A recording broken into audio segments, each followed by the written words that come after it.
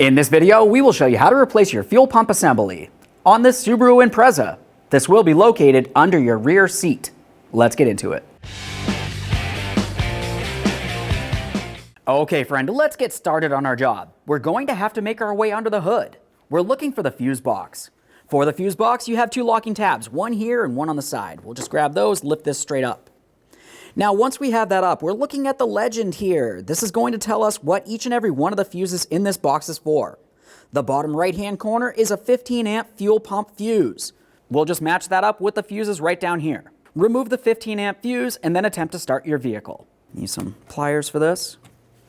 We'll give the fuse a quick inspection, make sure it is still reusable. This one looks fine.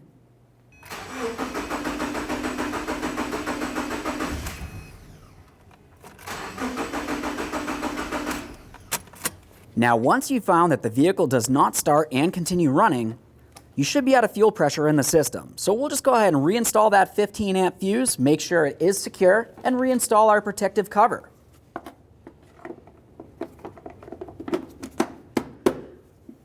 Now we'll make our way to the negative battery terminal. We have to remove this from the battery. Use a 10mm, loosen the nut just enough that we can pull this off and separate it from the battery.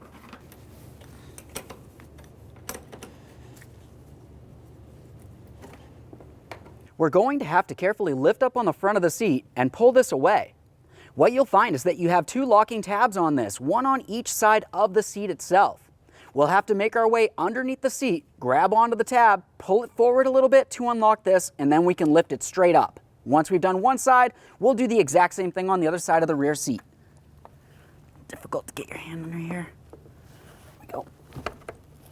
There's that one. There we are. Now we can pivot this and remove it from the vehicle. Now that we have the seat out of the way, let's have a look along the passenger side. You're going to find that you have a metal trap door. This is held in place with 4 Phillips head screws. We'll remove all of the screws and the trap door.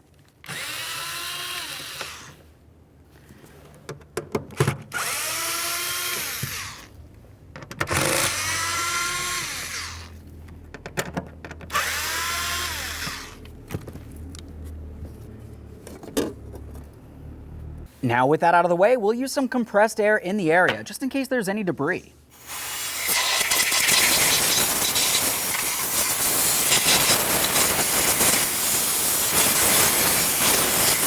Continue on to your electrical connector. There's a locking tab on this outward side here. We'll just go ahead and depress that and lift this up and out of place. A quick check for corrosion. Assuming that looks good, you can set the wiring harness aside. Now we can start disconnecting our fuel lines. The process for one is the exact same thing for the other. For this, we're going to use 2 picks. What we are going to need to do is make our way along each side of it and gently start pulling out and away. It has a couple tabs here. Once you have those pulled away, you should be able to lift this up, and that will dislodge this. Just be careful for any fuel that might still be in the line.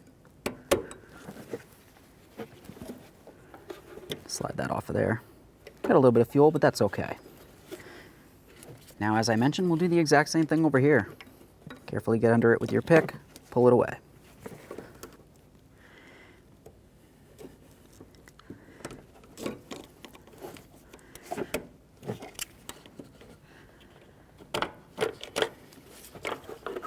Once you have those broken free, we're going to continue on by removing all 8 of our mounting nuts that hold this bracket down.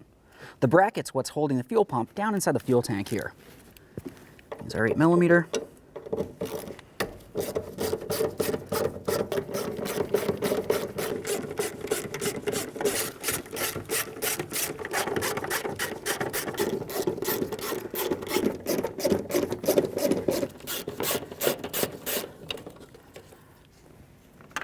Now, before we go ahead and lift this up and out of here, make sure that you have a collection bucket so you can go ahead and put this directly into it as we remove it from the vehicle.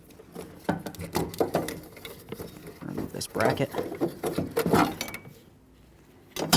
Start lifting this up and out of the fuel tank. Get our gasket coming with it.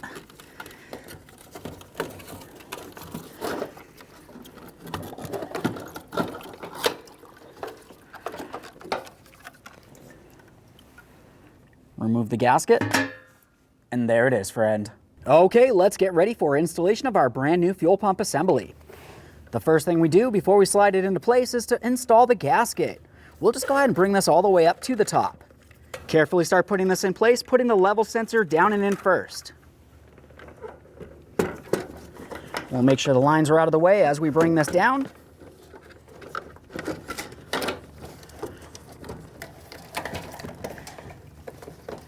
Pull those up and out.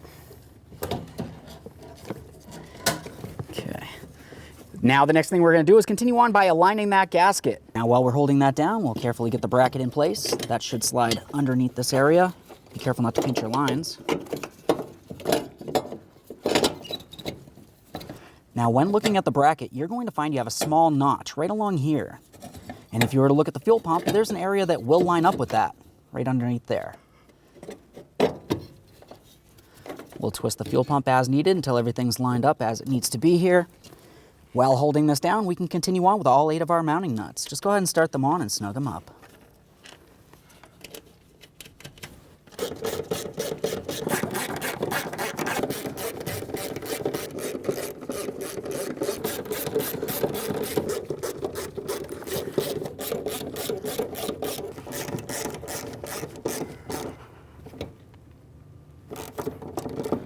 Now I'll just make my way around just to double check them all.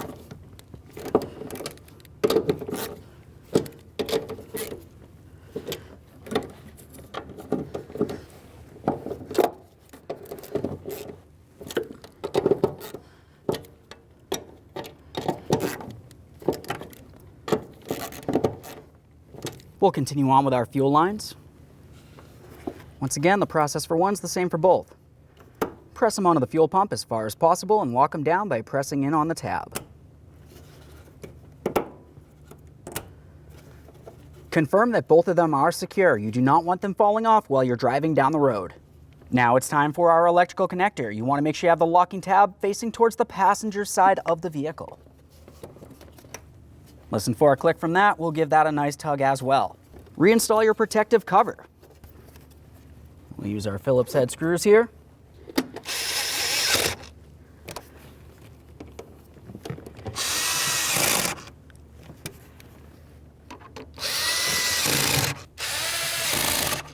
At this point, we're ready to prepare to reinstall our rear seat. Before I bring it over here, I want to point something out. You'll have 4 of these tabs, 2 along each side. Along the rear aspect of the seat itself, it has a hooked area that will need to slide into those. As we're bringing it in, we also need to pay attention to all 4 of our seatbelt buckles. You want to make sure they're up where you can gain access to them. We'll take these and slide them right through the slots in the seat.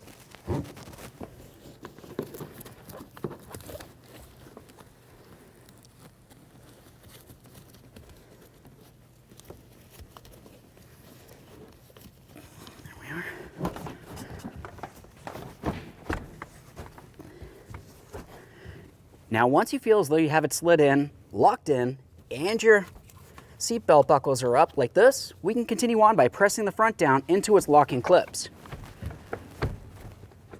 Give it a little tug to make sure it is secured. Do the same to the other side.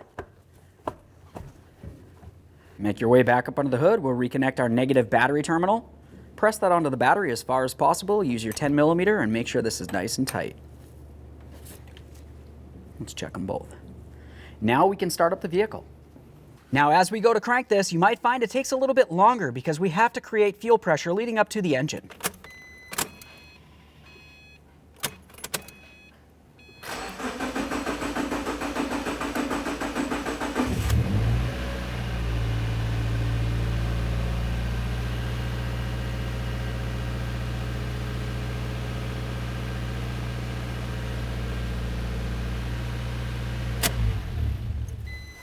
Okay friends, we've got our vehicle back together. We started it. The last thing you want to do is just double check for leaks. After that, go ahead and take it for a road test.